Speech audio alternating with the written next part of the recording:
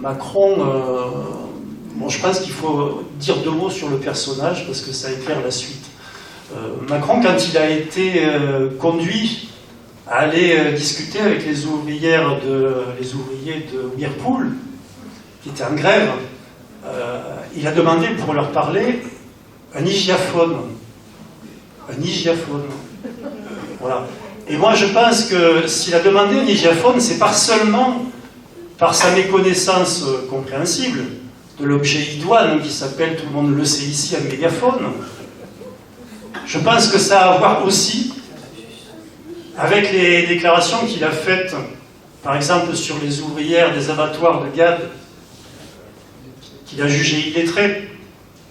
Mais je pense aussi que ça a un rapport avec ce qu'il écrit dans son programme présidentiel, dont il a été peu question, sur beaucoup d'aspects. Dans son programme présidentiel, il a prévu qu'il fallait sanctionner les incivilités, et il cite les crachats comme incivilités, et il dit c'est insupportable, donc dans son programme, alors je le cite de mémoire, ces crachats doivent faire l'objet d'amendes immédiates et dissuasives. Mais comme il aime bien le dire, M. Macron, en même temps, dans le même programme, on trouve que ce M. Macron a beaucoup de peine pour ceux qui commettent des erreurs. Et il cite, il va instituer un droit à l'erreur, il cite par exemple l'employeur qui aurait oublié de déclarer une prime de Noël pour ses salariés. Cet employeur délinquant, forcément, il a oublié. Et donc, il doit être blanchi. Voilà, je crois qu'on a en résumé un petit peu ce qu'il y a derrière le personnage Macron. Parce que ce monsieur Macron, bon, c'est un évangéliste du marché. Et cet évangéliste du marché, il nage, comme disait Marx en résumant, il nage dans les eaux glacées du calcul égoïste. Et il nage pour le bienfait du capitalisme de toujours, pour lequel le but de toute vie en société, c'est l'accumulation de profits pour quelques-uns.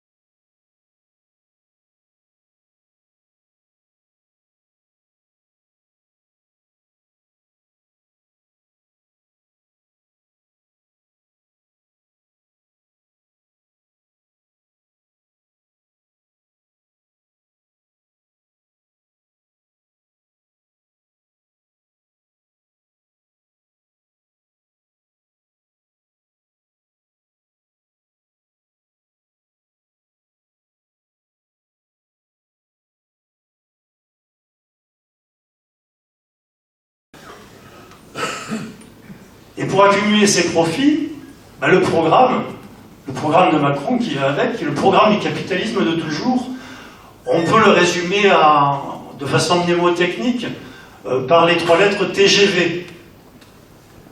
T pour travailler plus, enfin faire travailler plus.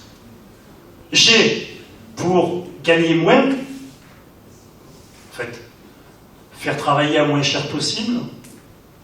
Et V pour virer le plus vite, sans motif, et avec le moindre frais. TGV, c'est exactement le programme du capitalisme pour accumuler ses profits. Et les moyens qu'il utilise sont toujours les mêmes aussi. C'est armer les employeurs et en même temps désarmer ceux qui les exploitent. Voilà, alors maintenant je vais un peu détailler sur ce programme TGV ce qu'il y a et qu'il va y avoir en plus de ce qui nous tombe depuis 30 à 40 ans et qui s'accélère depuis 10 ans et qui s'accélère depuis 5 ans. C'est un peu comme une exponentielle, hein. Ça va de plus en plus vite.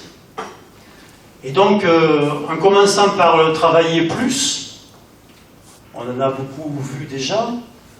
Là, la couche supplémentaire, ça va être, sans aucun doute, la tentative qui était avortée dans la loi travail, mais la tentative de remettre sur le tapis la suppression de la durée légale du travail. Comment je le sais? Ça figurait dans la loi travail, dans les premières boutures, c'était écrit noir sur blanc. Et puis, au bout de 2 mois de mobilisation, ça a disparu. Mais la technique, je vous la donne, est la suivante.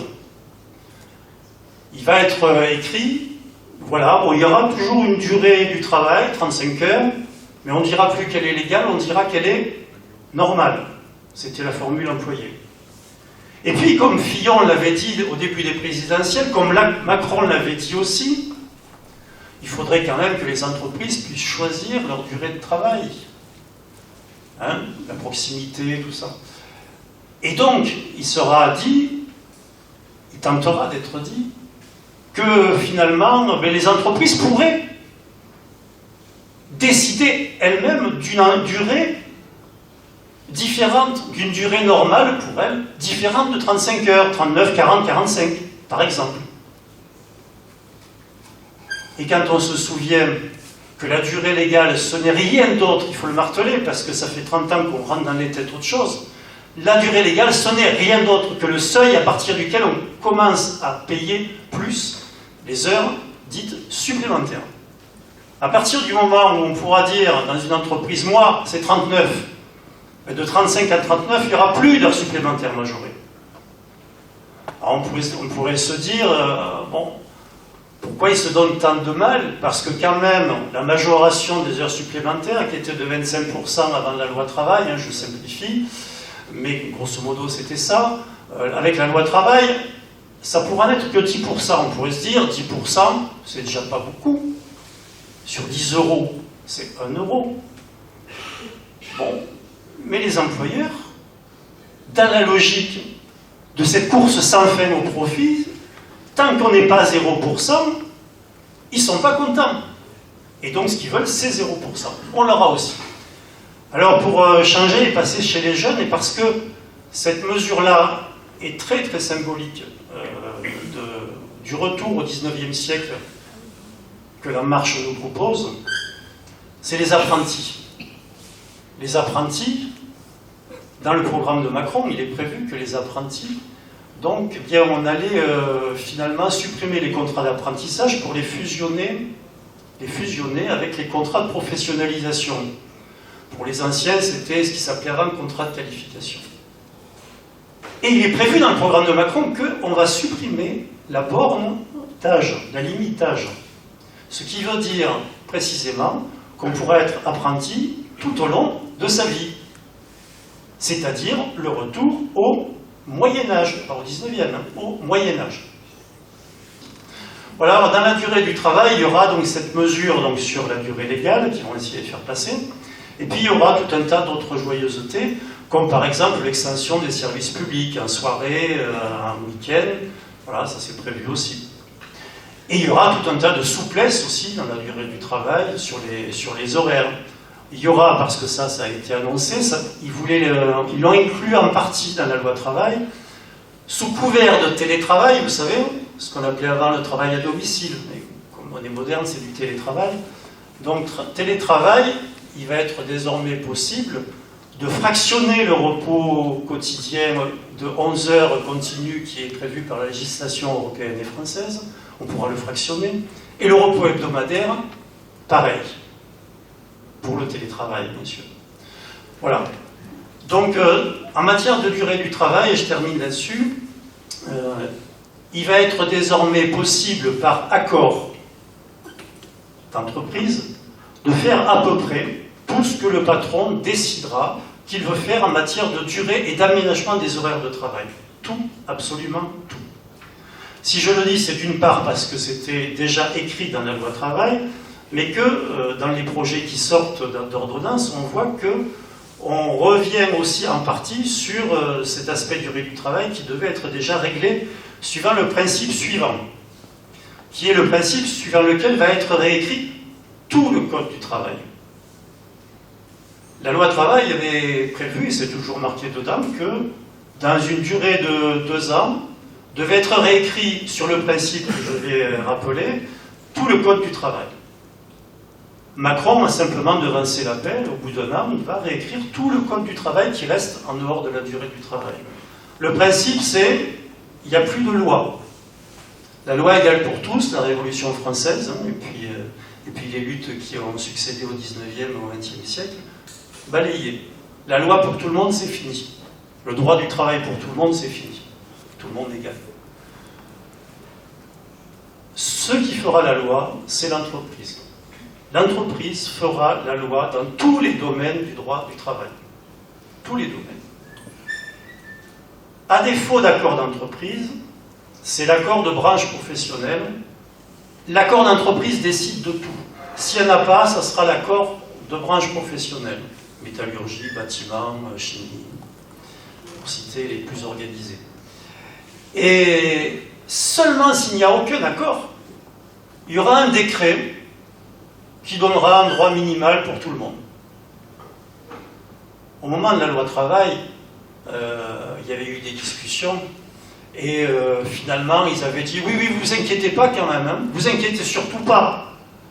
S'il n'y a pas d'accord, la loi minimale, ça sera la même qu'avant, vous n'allez rien perdre. Hein. Je pense aux jours fériés par exemple, aux congés familiaux. Sauf que déjà, c'était pas vrai dans ce qu'ils ont écrit dans la loi travail, mais là, cette fois-ci, pour ce qui nous attend, ils l'ont écrit. La loi, finalement, ça ne sera pas forcément la même qu'avant, hein, ça pourrait être plus défavorable. Voilà ce qui nous attend. Donc, sur la base de ce principe-là, tout va être réécrit. Alors, pour gagner moins, parce que quand même, on pouvait penser que la durée du travail, ils avaient fait le tour, et qu'on allait surtout s'attaquer au reste. C'est-à-dire le contrat de travail et les salaires pour parler vite. Eh bien, d'en gagner moins, là, il y a toute une palette. Je vais commencer par celle dont on ne parle pas, donc peut-être on n'en parlera pas même, le SMIC. Ils n'ont pas dit qu'ils allaient toucher au SMIC, vous n'avez pas entendu. Ligne rouge hein, pour les syndicats qui parlent toujours des lignes rouges. Vous savez, les lignes rouges, c'est celles que les syndicats, enfin, les syndicats, s'ils en méritent le nom, ils nous mettent des lignes rouges, mais attention, hein. Là, s'il n'y a pas ça, on n'est pas d'accord. Alors tout le monde regarde la ligne rouge, pendant ce temps, il ne regarde pas le reste, déjà. Et puis en regardant la ligne rouge, le jour où le syndicat leur dit « ça y est, c'est bon, hein !» Ah ben, finalement, on ne s'aperçoit pas que la ligne rouge a été beaucoup contournée, voire franchie. Et donc le SMIC, par exemple, donc ligne rouge, dans la première mouture de la loi travail, il était prévu le moyen de le contourner. Eh bien, enfin, il y en a beaucoup, mais un des moyens, ça sera de changer ce qui existe actuellement, c'est-à-dire les indexations, qui fait que le SMIC est vraiment un SMIC, qu'il augmente. Voilà.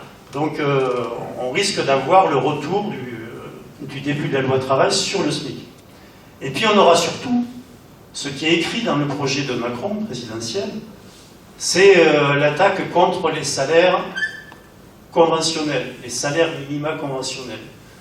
Dans la loi Macron, dans le programme de Macron, alors je vais le citer pour ne pas dire de bêtises, parce que c'est seulement à défaut d'accord d'entreprise que la branche interviendra. Ainsi, les conditions de travail et les salaires, notamment, seront négociés au plus près du terrain. Ils adorent les terrains, ces gens-là. Voilà, au plus près du terrain, on va négocier dans l'entreprise les salaires minima conventionnels qui, avant, faisaient partie de l'essentiel des garanties arrachées par les salariés au XXe siècle. Il faut regarder au niveau de la Grèce. En Grèce, ils ont supprimé les conventions collectives. En Espagne, la couverture des conventions collectives a beaucoup diminué ces dernières années. Pourquoi? Parce que c'est la seule garantie de maintien d'un salaire un peu décent qui reste aux travailleurs, là où il n'y a pas de salaire minimum. Et donc, c'est un point essentiel pour le salaire net. C'est un point essentiel. Alors, il y a beaucoup de dispositions dans la loi travail qui permettent de saper ces conventions collectives, j'en parlerai pas là, mais il y a un mouvement de fond dans toute l'Europe et dans toute l'OCDE pour sabrer ces conventions collectives, parce que quand vous avez sabré ça, il reste quoi? Alors maintenant, je vais parler, ça a été dit un petit peu à l'introduction, pas du plus gros, mais sans doute le plus gros, en tout cas en quantité, le salaire brut. Le salaire brut, celui que quand on interroge les gens un peu comme ça, au hasard, personne ne sait ce que c'est ou ce que ça recouvre pour l'essentiel. Les militants, oui, et encore. Le salaire brut, c'est les cotisations sociales. C'est ce qui permet de vivre. C'est vital pour tous ceux qui n'ont pas de travail ou qui n'ont plus de travail. Ceux qui sont malades, ceux qui sont au chômage, ceux qui sont accidentés, ceux qui sont handicapés, ceux qui sont retraités. C'est ce qu'on a arraché en 1945. Et c'est ce que la classe ouvrière a essayé d'arracher depuis le 19e siècle, depuis qu'ils ont essayé d'arracher, d'oublier la peur du lendemain en faisant en sorte d'avoir une sécurité. Eh bien, cette sécurité sociale-là, elle est basée sur des cotisations sociales payées par les employeurs. Enfin, elle était à 100% payée par les employeurs en 1945.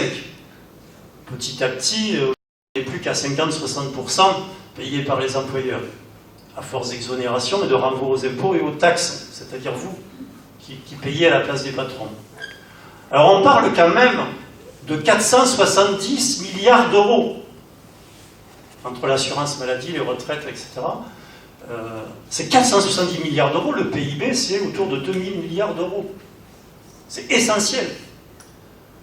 Les patrons de ces 30 dernières années ont eu des milliards et des milliards, des dizaines de milliards d'euros d'exonération de cotisations que vous payez par les impôts.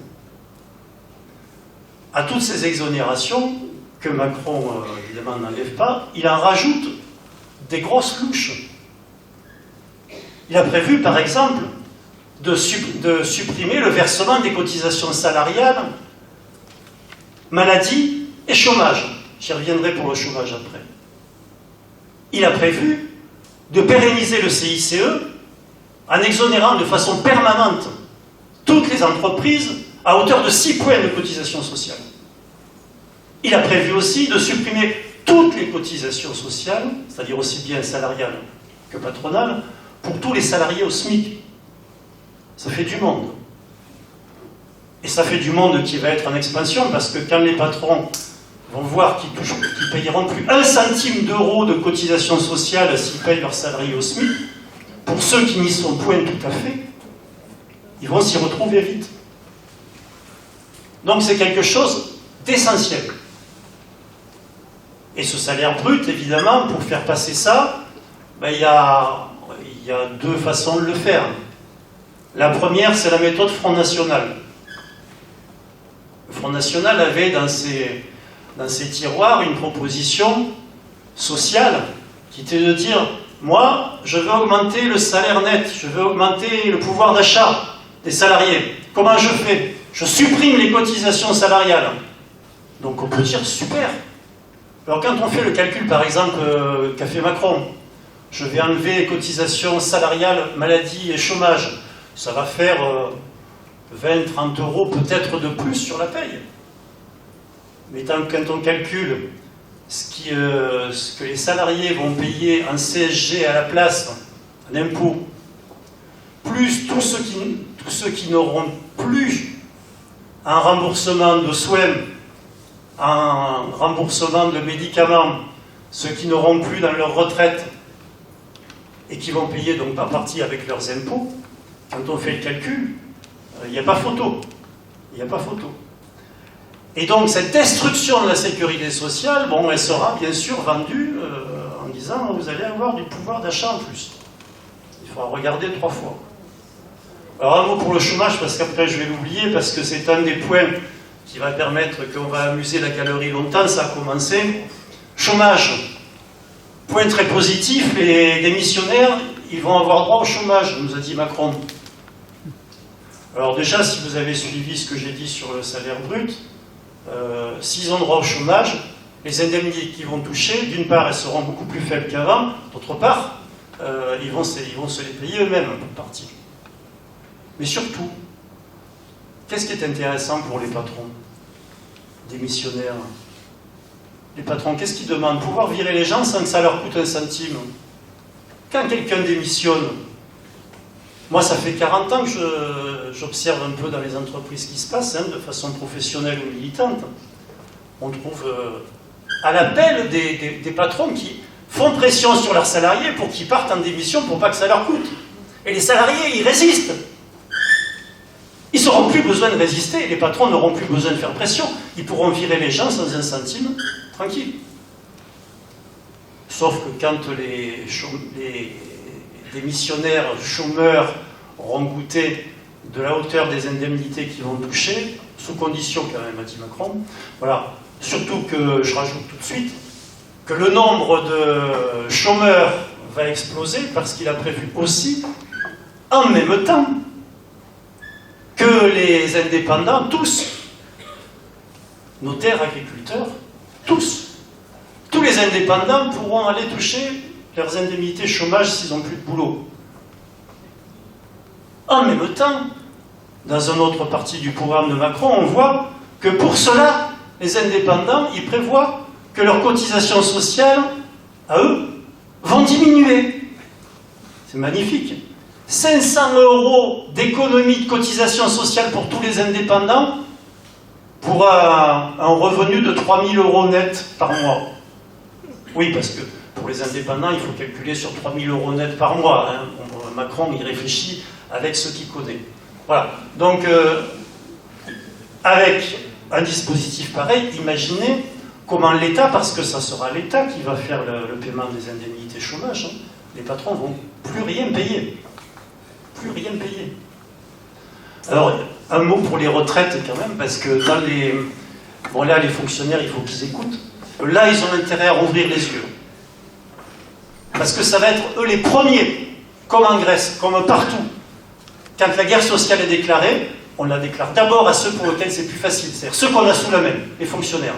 Alors sur les retraites, ce qui est prévu pour les retraites, c'est qu'on va supprimer tous les régimes de retraite, il y en a des centaines, pour faire un seul régime par point. Retraite par point, je résume, ça va se traduire pour tous par une baisse considérable du montant des retraites, que ce soit du privé ou du public, considérable, mais plus du public, parce que ce qui va sauter en premier lieu pour le public, que depuis 1995, le public a réussi à conserver, notamment grâce aux grèves de 95, où là ils étaient nombreux, on était nombreux, j'y étais aussi. Ce qui a été conservé, c'est le maintien d'une référence de retraite sur la base du calcul des 6 derniers mois. Alors que le privé, en 94, on est passé de 10 ans, des 10 meilleures années aux 25 meilleures années. Mais je vous dis tout de suite, le régime de retraite par points, ça ne sera pas 6 mois, ça ne sera pas 10 ans, ça ne sera pas 25 ans, ça sera toute votre vie. Mettons, si vous travaillez 42 ans, 42 ans. Parce que c'est à partir du début qu'on va calculer. Le premier euro, comme ils disent. Voilà. Donc ça vous donne une idée, déjà, de la retraite éventuelle que vous allez pouvoir toucher avec ce système-là. Donc les retraites, qui est pour eux quelque chose d'essentiel. D'essentiel.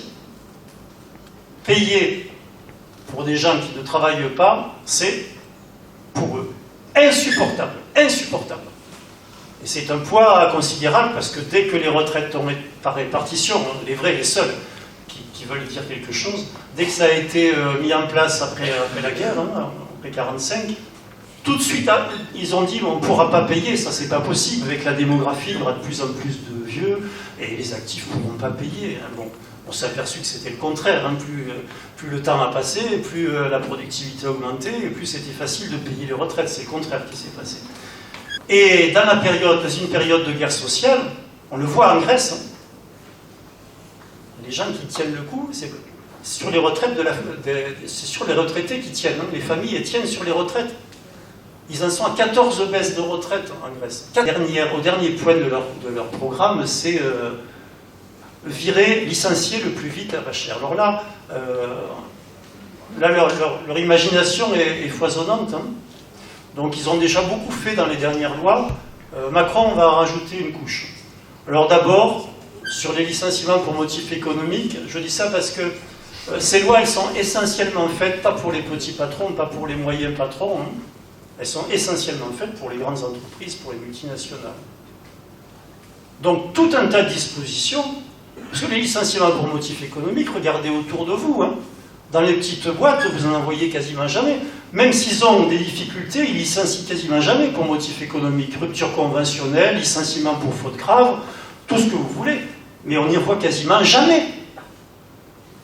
C'est tout pour les grosses boîtes, c'est-à-dire pour les plans qui disent sociaux, c'est-à-dire les plans de licenciement qu'on appelle plans de sauvegarde de l'emploi. Ceux qu'ils ont prévus dans les ordonnances. Hein. Il y a des fuites de temps en temps, là, ces temps-ci, depuis 15 jours.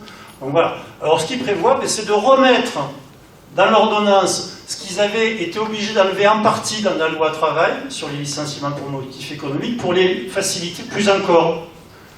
Donc refaire une nouvelle définition du licenciement pour motif économique, refaire un assouplissement des obligations de reclassement pour les plans sociaux, voilà, refaire aussi le détail du seuil à partir duquel on peut dire qu'il y a un plan social et qu'on est obligé de faire des efforts de reclassement. Ce seuil était de 10 salariés dans une période de 30 jours. Ils veulent le passer à 30 salariés dans une période de 30 jours. Ils veulent également vous empêcher de pouvoir contester les licenciements pour motif économique au tribunal. Je vois que Sanofi est là et ils savent de quoi il s'agit. Donc il y a eu tout un tas de dispositifs dans les dernières lois, on en rajoute une couche à chaque fois, pour faire en sorte que les salariés organisés, les organisations syndicales, ne puissent plus contester les licenciements pour motif économique en justice. Dans l'ordonnance à venir, il prévoit une couche supplémentaire qui est que, par exemple, on n'aura pas plus de 2 mois, au lieu de 1 an aujourd'hui et 2 ans avant la loi travail, 2 mois pour contester un licenciement au prud'homme.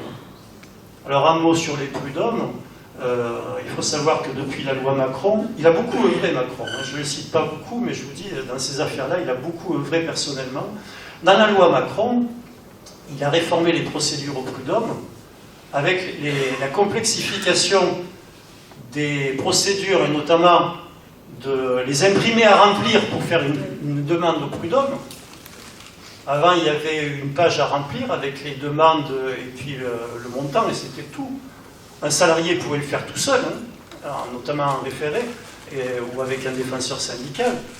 Là, même les avocats, avec les 6 pages à remplir, et même en référé, ils trouvent compliqué. Résultat des courses, en l'espace d'1 an, il y a 40% de demandes en moins au prud'homme. 40% de moins de demandes au prud'homme. Voilà. Donc, ça fait partie de licencier vite et à pas cher parce que les salariés n'iront pas au prud'homme. Et s'ils vont au prud'homme, l'ordonnance va prévoir aussi ce que Macron essaye de faire passer depuis 2 ans et que les patrons demandent depuis 15 ans.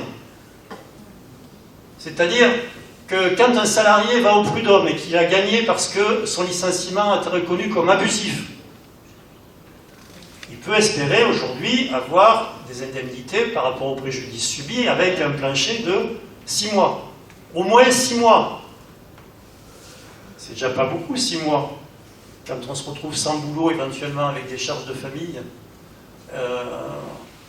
eh bien l'ordonnance va essayer de faire passer ce que le Conseil constitutionnel avait déjà refusé pourtant, c'est-à-dire fixer un plafond pour les indemnités prud'homales. C'est-à-dire que le patron pourra, quand il va licencier abusivement, dire voilà, je sais que ça ne va pas me coûter plus que ça, donc je peux y aller tranquille.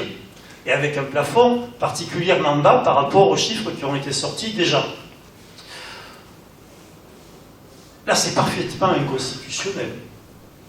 Mais ils ne désespèrent pas de le faire passer. Moi, je sais comment, donc je ne le dirai pas dans la discussion après. Mais quand même, s'ils y parviennent complètement ou par une voie détournée, imaginez ce que ça veut dire. Ça veut dire que quasiment plus personne, non seulement ne pourra saisir les prud'hommes parce qu'ils savent que de toute façon c'est parti perdu, pour rien, mais surtout que dans l'entreprise, plus personne n'aura aucun moyen de pression sur les employeurs. Parce que qu'est-ce qui fait que l'employeur, il respecte des fois un peu, s'il va au prud'homme, je risque d'être condamné pour les salaires, ceci, cela. Donc voilà, et les salariés, pour ne pas être licenciés, moi je sais parce que je suis conseiller du salarié, j'accompagne des salariés toutes les semaines en entretien de licenciement. Mon seul moyen de pression que j'ai sur les patrons que j'ai en face, c'est lui faire croire que le salarié risque d'aller au prud'homme s'il le licencie. Et qu'il a des éléments dans le dossier pour ça. Si le patron sait que ça ne va rien lui coûter, fini. Le salarié, il n'a plus de moyens de pression dans l'entreprise. Voilà. Alors dans les moyens de pression qu'il pouvait avoir, là je vais aller vite, dans les moyens d'appui et de pression qu'il pouvait espérer, le salarié dans l'entreprise, il avait la médecine du travail. Bon, ceux qui l'ont pratiqué savent de quoi il s'agit. On ne pouvait plus compter sur grand-chose. Avec les dispositions prévues, il ne reste plus grand-chose. L'inspection du travail, là aussi, ceux qui l'ont pratiqué savent que elle est quasiment décimée, l'inspection du travail. Pas seulement au point de vue de ses moyens, mais dans son indépendance. Et loi après loi, ordonnance après ordonnance, donc on fait en sorte que cette inspection du travail ne serve plus à rien pour les salariés. Et donc qu'est-ce qui reste? Il reste les représentants du personnel dans l'entreprise, dans les entreprises où il y en a. Là aussi, les lois qui sont passées ont beaucoup sapé les moyens, les attributions des représentants du personnel, mais également leur indépendance. Quand on parle de ça, souvent on parle des moyens, du nombre de délégués, du nombre d'heures de délégation, du nombre de réunions, etc. Donc qui ont été beaucoup abîmés. Mais on parle rarement de l'indépendance. Pourtant, chaque loi a son lot d'attaques de l'indépendance des organisations syndicales et des représentants du personnel. Pour ce qui concerne l'ordonnance à venir, il y a par exemple le chèque syndical, qui permettra aux employeurs de filer du fric aux salariés pour qu'ils puissent se syndiquer. Ça fait un peu penser aussi à la période de Vichy. Et dans l'ordonnance, il est effectivement prévu le dernier coup. Je dis le dernier parce que les DP, les délégués du personnel, c'est 1936. Le comité d'entreprise, c'est 1945. Les délégués syndicaux dans les entreprises, c'est 1968. Pas le hasard, tout ça. Bon, et les CHSCT, j'en ai pas parlé, c'est 1945. Bien. Les délégués du personnel, on les a beaucoup sabrés. Le comité d'entreprise, il n'y a pas eu beaucoup d'efforts à faire parce que c'est vrai que le comité d'entreprise, dès le départ, la CGT était un peu dubitative. Le comité d'entreprise, il faut voir comment ça fonctionne en Allemagne. Bon, c'est au croisement des conseils ouvriers et de la collaboration de classe. Ça peut être dans un sens ou dans un autre. Dans une période de rapport de force défavorable, le comité d'entreprise, bon, voilà. Quand les DP ils se battent et le CHSCT se bat pour réclamer sur les droits des travailleurs, par exemple sur la sécurité, c'est une revendication. Pour le comité d'entreprise, la sécurité, c'est un coût. Donc faire ce que Balladur a fait en 1994, ce qu'a amplifié l'examen en 2015, et ce que va faire Macron avec l'ordonnance, parce qu'il va parachever, il va fusionner, terminer de fusionner les DP, délégués du personnel, les comités d'entreprise et les CHSCT. Ceux qui sont dans des grandes entreprises, là où il y a des CHSCT, parce que il n'y a pas beaucoup d'entreprises en France où il y a des CHSCT. Mais les CHSCT sont, dans ces grandes entreprises, quasiment la dernière arme qui reste. Dans un rapport de force défavorable, on revient au 19e siècle où la première des choses, c'était la sécurité. Et la sécurité, vue du point de vue physique au 19e, mais vue aussi aujourd'hui du point de vue de la sécurité physique et mentale. Tellement les conditions de travail sont devenues dures, la première des choses qui ressort dans les entreprises, au-delà des aspects physiques et des dangers, c'est le danger psychologique. Donc, les CHSCT, dans ce cadre-là, gênent les employeurs. Et donc, ce qui est prévu dans l'ordonnance, c'est de fusionner dans toutes les entreprises. Parce qu'avec la dernière loi d'examen, c'était possible que pour les entreprises de moins de 300, où l'employeur fait ce qu'il veut. Il peut les fusionner. Et donc il le fait. Parce que c'est moins de délégués, moins de réunions, moins d'heures de délégation. Il le fait. Et là, avec Macron, on va étendre cette possibilité à toutes les entreprises, y compris pour le CHSCT. Donc il y aura des délégués avec les 3 casquettes qui vont se présenter à des réunions, moins de réunions, et qui devront juger sur leur seule personne de tout un tas d'attributions différentes et parfois contradictoires.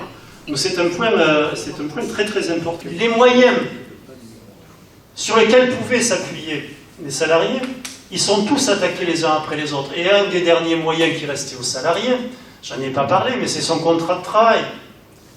Jusqu'ici, quand on avait signé un contrat de travail, il était au-dessus de la pyramide de la hiérarchie des normes que j'ai évoquée tout à l'heure sans dire le nom. C'est-à-dire que votre contrat de travail, il pouvait être que plus favorable que l'accord d'entreprise, que plus favorable que l'accord de branche, que plus favorable que la loi. Et comme tout contrat, une fois que vous avez signé, le contrat il s'applique à vous et à l'employeur. Avec la loi Macron, et l'ordonnance va le confirmer, avec la loi Macron, cet aspect-là a commencé à disparaître. C'est une des choses dont on a le moins parlé dans la loi Macron. Pendant qu'on regardait les lignes rouges, personne, ou presque, n'a vu que dans la loi Macron, il y avait un changement du code civil qui faisait que le droit du travail, le code du travail, commençait à être supprimé pour être inclus dans le code civil qui dit la chose suivante: quand on signe un contrat, on est à égalité. Et donc, là, en l'occurrence, l'employeur et le salarié seraient à égalité. Et du moment que le salarié a signé son contrat, eh bien, il n'a plus rien à dire.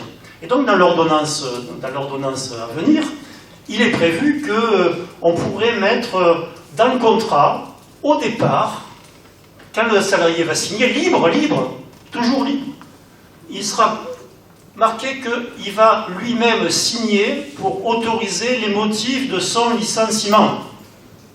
Et ça veut dire très exactement que le patron va lister les motifs que lui, à l'avance, pour être sécurisé, comme ils disent, il va lister les motifs qu'il pourrait envisager, qu'il pourrait avoir besoin pour licencier à un moment donné. Et donc il va lister, par exemple, ça pourrait être des objectifs pour les cadres, des choses comme ça. Donc il va lister, et puis le salarié va signer pour être embauché, librement. Voilà. Et donc ça voudra dire que quand il va le licencier pour ce motif-là, pour un de ces motifs-là, le salarié ne pourra plus aller au prud'homme. Ça tombe bien parce que dans la loi Macron en question, où j'ai dit simplement en l'évoquant qu'on rentrait le droit du travail dans le droit civil, eh bien justement dans la loi Macron, il était prévu qu'un patron avec son employeur, quand il a un litige, il peut signer un accord entre eux comme ça pour régler le litige. Et qu'une fois qu'il a signé, il ne peut plus aller au prud'homme. Je te dois 10 heures sup, enfin toi tu dis que je te dois 10 heures sup, moi je ne suis pas d'accord, j'en ai compté que 3. Allez, on se met d'accord sur 5, tu es d'accord, tu signes. Tu en auras 5. Mais tu ne pourras pas réclamer les 5 autres au prud'homme après. Voilà la logique. Donc dans la même logique de l'inversion de la hiérarchie des normes, qui fait que le contrat ne sera plus le contrat, et que la loi ne fixera plus les règles du contrat, il y a également prévu la fin du CDI dans l'ordonnance à venir, sous la forme suivante. Ça existe aussi dans d'autres pays. Un CDI évolutif, un CDI de projet, un CDI de mission, un peu comme dans le bâtiment, qui n'est plus un vrai CDI. Et puis les CDD aussi, on y a pensé. Les CDD, c'est l'employeur qui pourra, dans son entreprise, décider de rajouter des cas de recours légaux, entre guillemets, au CDD, qui pourra multiplier le nombre de renouvellements, jusqu'ici limité à 3, enfin à 2, avant l'examen CTE, qui pourra aussi décider de la durée maximale de ce CDD, d'où on voit bien la fusion avec le CDI. Voilà. Toutes ces choses-là, tout ce que vous pouvez imaginer que les patrons ont besoin dans une entreprise pour faire ce qu'ils veulent, eh bien, avec les ordonnances, ils pourront l'avoir. Le statut des fonctionnaires, dans le programme Macron, il est écrit noir sur blanc. Resteront fonctionnaires les fonctionnaires régaliens, c'est-à-dire tous ceux dont la fonction est de faire baisser les têtes, les flics, les militaires et les juges. Ceux-là resteront fonctionnaires. Tous les autres seront recrutés sous contrat. Et il ajoute dans son programme, sous contrat, oui, mais en même temps, un contrat de droit privé. C'est pas écrit exactement comme ça. Si vous allez sur le site, vous trouverez la référence exacte de la citation, mais donc c'est un droit équivalent au droit privé. Il sera calqué sur le droit privé. C'est-à-dire que ça sera le droit privé. France Télécom et La Poste, ils ont connu ça, ils l'ont éprouvé durement. On n'embauche plus de fonctionnaires, on embauche des gens sous contrat. De droit privé. Pour une durée limitée, ou pas d'ailleurs. Voilà, CDD ou CDI, mais de droit privé. Et là, vous comprenez mieux comment il va être facile de dégager 120 000 postes de fonctionnaires. Il y en a qui vont passer contractuels, au fur et à mesure des embauches. Je vous ai dit jusque-là, TGV, c'est ce qui concerne les salariés. Salariés. Donc on va raboter tout ce qu'on peut. Mais la nouveauté, c'est que ce que prévoyait déjà la loi travail, et ce que va amplifier l'ordonnance, c'est qu'on va mettre sur pied légalement des travailleurs sans statut. Sans aucun statut, c'est-à-dire sans durée maximale de travail, sans salaire minimum, sans sécurité sociale, et licenciés à la vitesse électronique de la déconnexion. C'est les travailleurs d'Uber. Eh bien ça, la loi Macron permet, la loi travail permet que ce soit légal. C'est-à-dire qu'avant, bon, c'est une méthode du capitalisme depuis le début, ça. C'est pas nouveau. La différence, c'est qu'avant, bon, on pouvait plus ou moins essayer de faire requalifier ces contrats commerciaux en contrats de travail, et la tricherie était limitée. Existait, hein, était limitée. Là, on donne la possibilité légale d'étendre cette possibilité d'utiliser ce qui sera plus vraiment sera plus des travailleurs salariés, mais réellement des esclaves ou des domestiques, avec l'imprimatur de la légalité. Dans la mesure où la loi travail a dit, voilà, bon, il peut exister des indépendants qui, c'est vrai, sont dépendants économiquement. Personne ne peut dire le contraire. On a modifié le Code civil pour le rentrer, ce type de contrat, par ordonnance, en 2016. Oui, ils sont dépendants économiquement, c'est vrai. Mais ils sont indépendants juridiquement, donc, ils signent librement un contrat commercial, et donc, ben, voilà, ils signent ce qu'ils signent. Et après, bon, ben, si dans ce qu'ils signent, ben, il n'y a pas de durée minimale, il n'y a pas de salaire minimal, il n'y a pas de sécurité sociale, c'est tout pour eux, oui, bien sûr. Et si dans ce qu'il signe, il est marqué que Uber a le droit de le déconnecter quand il estime que la remontée des clients du taxi ne sont pas bons, voilà, il a signé, librement. Ce système-là, vous avez quand même dû en entendre un peu parler, Macron veut l'étendre à toute la société, autant que faire se peut. Alors, on peut imaginer, fonctionnant par plateforme informatique, puisque c'est ça que la loi dit, du moment que c'est sur une plateforme informatique, c'est plus des salariés. Parfait. Il suffit d'inventer les plateformes. La numérisation va être un des points clés dans la guerre qu'ils nous ont déclarée. Un des points clés. Les services publics, comme il est prévu dans le programme de Macron, eh bien ces services publics, ils vont être réduits à des interfaces informatiques. C'est déjà largement prévu pour Pôle emploi. Les 32 000 conseillers de Pôle emploi, ils ont du souci à se faire et ils le savent. Mais c'est vrai aussi pour tous les services publics. C'est écrit noir sur blanc. Et donc, c'est là-dedans qu'il va falloir aller chercher les 120 000 postes qu'ils vont supprimer. À chaque fois qu'ils pourront informatiser un service, et ceux qui fréquentent Pôle emploi savent à quel point, quand on informatise des services, à quel point les droits, l'accès aux droits, et même les droits eux-mêmes, sont fortement réduits par des services publics qui fonctionnent de la sorte. Et non seulement ils sont réduits, mais c'est Kafka. Et le suicide qu'il y avait eu donc devant Pôle emploi il y a 2 ans, hein, celui qui s'était immolé, c'était à la suite de ça, justement, un calcul de la machine informatique qui avait dit qu'il y avait des indus. C'est le quotidien des gens de Pôle emploi. Mais ça sera le quotidien de tous ceux qui, derrière ces services, vont aller chercher leurs calculs pour leur assurance maladie, leur retraite, la caisse d'allocation familiale, toutes les aides sociales. Ça va être l'enfer. Mais c'est un enfer qui est bien préparé. L'informatisation en cours d'un peu toutes les sphères de la société, elle a une tournure particulière pour ce qui concerne les CV de tout le monde.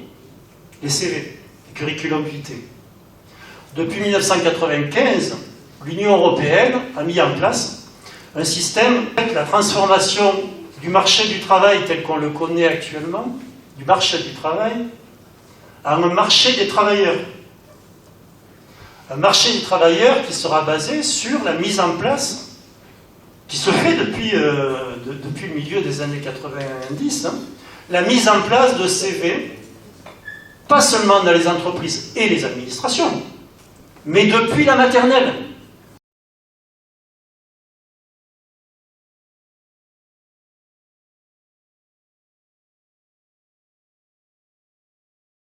Maintenant, ça s'appelle livret scolaire unique numérique, depuis les socialos. Au lycée, ça s'appelle livret scolaire du lycée, et Folios. Ça, c'est pour les livrets scolaires, c'est pour les CV scolaires et pré-professionnels. Et puis, je vais quand même compléter, là, là c'est pour le lycée. Macron prévoit dans son ordonnance la même chose au niveau des licences, c'est-à-dire les licences professionnalisantes. Aujourd'hui, c'est la dernière année, la 3e, qui est en alternance. Là, il prévoit que les 3 années seront en alternance, c'est-à-dire de la main-d'œuvre à pas cher pour les patrons pendant 3 ans. Puis, une fois dans l'entreprise, ça s'appelle, au niveau européen, depuis 2004, avec un modèle déposé par la Commission européenne, ça s'appelle Europass, et au niveau français, passeport d'orientation, de formation et de compétences. Ce livret-là, ce fichier-là, ça concerne toute la population parce qu'il est intégré dans un fichier qui s'appelle compte personnel de formation, dont vous avez peut-être entendu parler, les fonctionnaires vont y rentrer dedans. Il est là depuis 2014. Ce compte personnel de formation est lui-même intégré dans un autre immense fichier qui s'appelle compte personnel d'activité. La CFDT disait, la loi travail, tout n'est pas bon, mais il y a le compte personnel d'activité, donc c'est super. Personne ne sait ce qu'il y a dedans. C'est un fichier, il est sur un serveur de la Caisse des dépôts et consignations. Ce fichier-là, les salariés, les chômeurs, les indépendants multiples et les retraités, tout le monde va rentrer dans ces fichiers. Et donc tout le monde aura son CV numérique qui pourra être mis à disposition de ceux qui ont besoin d'avoir une transparence du marché totale pour pouvoir payer le moins cher, faire travailler le plus longtemps et virer le plus vite possible. Si vous la mettez en entier, la loi travail, elle fait 400 pages. Par contre, quand elle paraît au journal officiel, vous ne voyez pas 400 pages, vous en voyez beaucoup moins. Pourquoi? Parce que c'est rédigé de la façon suivante. Article 1 de la loi, voilà. Dans le Code du travail, à l'article temps, virgule, il est inséré tel mot à la place de tel mot. La référence à tel article est remplacée par la référence à tel article numéro tétan, etc. Ce n'est que ça. Les lois, elles sont écrites comme ça. Moi, j'y passe un temps fou. Raison pour laquelle, d'ailleurs, il y a des tas de lois qui passent où la plupart des gens concernés, c'est-à-dire les députés, ne voient strictement rien. Pas seulement parce qu'il n'y a personne de syndicaliste chez les députés, pas seulement. Parce qu'il faut, d'une part, avoir le temps, d'autre part, connaître la matière, et pas seulement la connaître théoriquement, mais pratiquement. Pratiquement savoir ce que ça veut dire. Voilà, alors pour terminer sur une note plus optimiste, parce que je sens un silence glacé, ce que j'ai voulu essayer de démontrer, c'est que la guerre sociale, elle nous est déclarée. Et que dans cette guerre-là, à la hauteur où elle est, elle nous oblige. Elle nous oblige à nous battre tous ensemble, comme on disait en 1995, et en même temps, comme on ne le fait pas depuis 1980. Bon, c'est vrai que ça fait longtemps qu'on perd, mais ça fait très longtemps aussi qu'on n'avait pas vu ce qu'on a vu l'année dernière. Moi, ce que j'ai vu l'année dernière, pour ma part, je ne l'avais pas vu à ce niveau-là depuis 1968, au niveau de profondeur et au niveau de l'implication des jeunes. Moi, je ne l'avais pas vu depuis 1968, et ça me donne un optimisme terrible. Parce que ce qui nous a manqué quand même beaucoup, ceux de ma génération, bon, c'est dans les 30 dernières années, bon, c'est le fait qu'on se retrouvait à vieillir, de défaite en défaite, et à se retrouver entre vieux, bon, avec ou sans guillemets. Il y a une génération qui nous a manqué. Et donc, dans ce qui se passe actuellement, dans ce qui s'est passé, dans la prise de conscience, et même d'une certaine façon à travers ce qui s'est passé dans les élections, sans parler des votes qui ont été faits, mais du taux d'abstention.